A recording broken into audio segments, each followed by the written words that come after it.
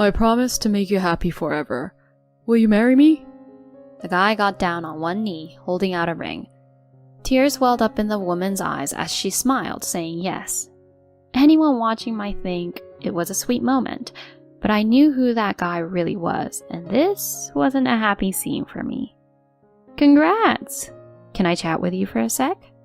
I chimed in, and his face drained of color instantly. Just a heads up, things are about to get interesting. My name's Iris. I'm 37 and snap wedding photos for a bridal services company. It's all about catching those perfect moments when couples, families, and friends are celebrating the big day. I've been into photography since I was little and always imagined doing something related to it for a living. I learned about wedding photography at a wedding during high school and was hooked. The idea of capturing those important couple moments was so satisfying. Around then, a friend introduced me to Sean. He was a corporate guy who was into photography too. We clicked, and as we got closer, things just felt right. About a year in, we decided to get engaged. For my 25th birthday, he gave me a bunch of roses and popped the question. I vow to make you happy. Please, marry me. Yes. I was over the moon. We started planning the wedding, and both our families were super excited. Being the new addition to Sean's family, especially since there were mostly guys and all the women were already married, was pretty cool. Sean's mom, Lauren, was a gem. She treated me like her own, and we got super close, even spending weekends shopping and hanging out. Things with them were awesome until our daughter, Maria, came into the picture. After she arrived, something shifted with Sean. We both had jobs, and we'd always split the household tasks. He'd never had an issue with our setup before, but then our daughter came along, and boy, did that change things. Even when I was tackling the house chores, she'd need my attention. By the time I wrapped up tasks after she was asleep, it'd be super late, throwing me off for work the next day. It felt like I was juggling work, chores, and baby duty nonstop. And Sean? He'd just shrug and say, Isn't childcare supposed to be a mom thing? And wouldn't pitch in with our little one at all.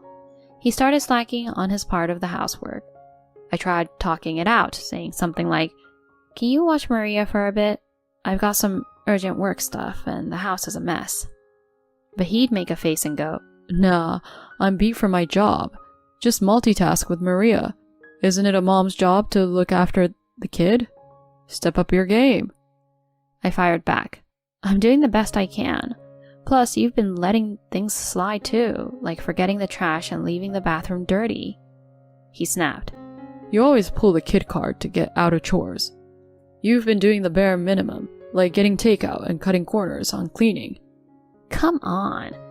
Kids have to be the priority. If Maria got sick, I'd have to ask for a time off, and that might tick off my coworkers.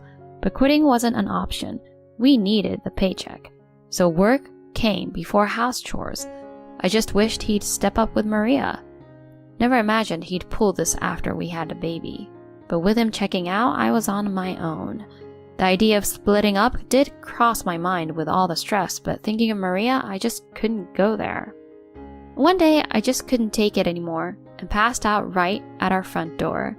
When I woke up, I was back in bed with Lauren, my mother-in-law, looking super worried. Oh, Iris, so glad to see you're okay. Lauren, why are you here? I tried calling, but when I couldn't get through, I came over. Found you right at the door. Scared the life out of me. She let me know she'd been looking after our daughter since I blacked out. Tears streamed down my face as I spilled everything about Sean's lack of help with our daughter and around the house. She was livid, calling up her husband. In no time, my father-in-law Mike showed up, apologizing for Sean's actions. When Sean got home, boy, did he get an earful from both of them. I'd never seen them so fired up. Sean just sat there looking like a deer in headlights. After that intervention, he really stepped up with helping around the house and with our daughter.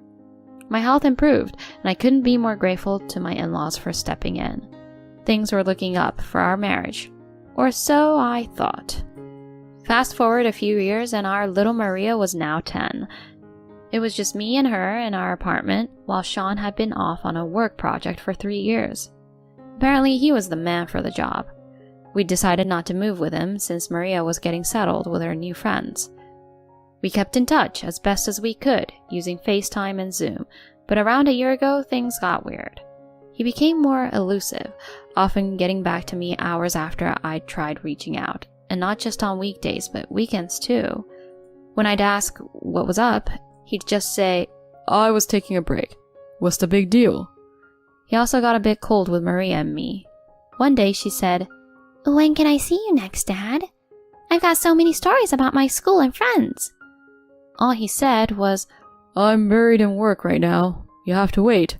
Talk to your mom about your stuff. I snapped. Seriously? She just wants to chat. Can't you make some time? I told you I'm snowed under. I've got no time for a chit-chat. Let's not go over this again. Clearly he wasn't into it.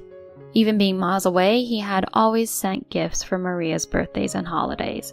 But recently he started using excuses like not knowing what to get or being short on cash. His change in behavior had me worried, and poor Maria, she was taking it hard. Just when I was trying to figure things out, a friend from school invited us to Disneyland. We have coffees and even go on trips together. She knew what was going on with Sean and probably thought it would cheer us up.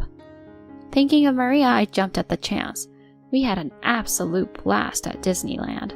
The kids were on cloud 9 with all the rides, and us adults even got emotional at the parades. "Mom, let's hit that ride next. Come on." Maria was pulling me along, all excited. It was just so great to see her this happy. After grabbing a bite, we headed for the castle. When we got there, there was this crowd all buzzing about something. People were saying, "How romantic," and "He's brave." We had to see what was up. There was this couple right in front of the castle. The guy was down on one knee with a ring saying, I want to be right there next to you from now on. I want to make you the happiest person ever. Will you marry me? "Of course. I'm looking forward to our future." Everyone was super pumped about this public proposal. But me? I was in shock because I knew that guy. Maria's voice trembled with surprise. "Why is Dad proposing to a woman I've never seen?" Yup, that was my husband, Sean, down on one knee. I didn't have words for Maria. Instead, I asked my friend to keep an eye on her as I made my way over to Sean and this mystery woman. When I got close, she gave me a puzzled look and said, "Can I help you?" Sean, though, looked like he wanted the ground to swallow him whole. Keeping my cool, I said, "Hi there, I'm Iris, a wedding photographer, and you two look picture perfect. Mind if I snap a few shots?" Her face lit up. "Really? That's awesome. How about an interview for a magazine piece too?" Before Sean could say anything, she chimed in, "Absolutely." I turned on my voice recorder. Always have it with me because of work. Turns out her name's Christina, a good 10 years younger than Sean. She's even introduced him to her folks. She thought he was divorced, having escaped a terrible marriage. "He's been nothing but wonderful to me. His ex sounds like a real piece of work. I'll treat him right." I watched as Sean squirmed, then took a bunch of pictures including their new rings. After swapping contact info and promising to circle back if the magazine was interested, I left them. Back with my friend, she looked worried. "What was that about?" I just shrugged, not wanting to get into it. As Maria and I headed home, my phone blew up with calls and texts from Sean. I ignored them all. His explanations? Couldn't care less. He's going to wish he never crossed me. A couple of days later, he called, sounding panicked. What have you done?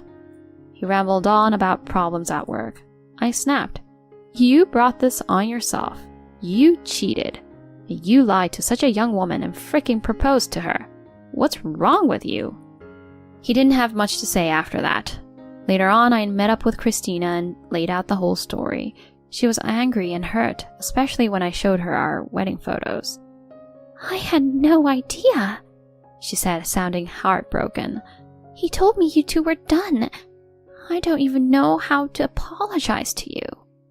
You don't need to apologize. We've both been played. I feel horrible for what my husband has done to you. I could not blame her for what has happened. If I had discovered Sean's affair earlier, she might have been spared. She gave back Sean's ring and ended things with him. Then she dropped a bombshell at his workplace. I bet they weren't too thrilled with him. When I finally spoke to Sean, I didn't hold back. Obviously, I'm leaving you. Get ready to pay up for what you've done. He tried to bargain. Look, I ended things with Christina. Let's work this out. I shot back. Have you lost your mind? The moment you started this, it was done. And just so you're clear, I've got all the proof I need. Photos, recordings, you name it. Christina even offered to compensate me, but she's not the one to blame here, so I turned her down. Christina handed over their text messages and photos as evidence instead of a financial settlement. Just so you know, I've shown everyone the evidence of your affair. Both our families know, and trust me, they're livid. Sean, sounding desperate, said, Look, I'm truly sorry. Being on my own made me do stupid things. But a divorce? Think about Maria. It's gonna be rough for her with just one parent. I couldn't believe he'd go as far as proposing to someone else while we were still married, and then use our daughter to try and make things right. I fired back. Growing up with a dad who cheats is a whole lot worse than having a single mom. I'll take care of her. And just so you know, she thinks it's weird you're with someone so much younger. She doesn't want to see you anymore. He barely managed to say, Can I just talk to her once? But I'd had enough. Stop it. Right now, the only fatherly thing left for you to do is pay child support. And keep your distance. Never come near us again. With that, I hung up, leaving him crying on the line. Soon after, we finalized the divorce. Naturally, I got custody of Maria, along with a settlement and child support. We moved in with my parents, who welcomed us back with love. My in-laws called a few days later, full of apologies, with Lauren being especially heartbroken. From what they told me, Sean's stunt had repercussions at work, resulting in a demotion. If he ever went back, he'd be stuck in a dead-end department. They made sure he's paying Maria's child support by having him live with them, with clear threats of cutting him off if he skips even one payment. Now, he's just grinding away, getting side-eye from everyone. My in-laws have been amazing though. Maria loves spending time with them, and they light up her world. As for me, I'm focused on what's ahead and committed to doing everything I can to keep Maria happy. I'm ready to take on the world.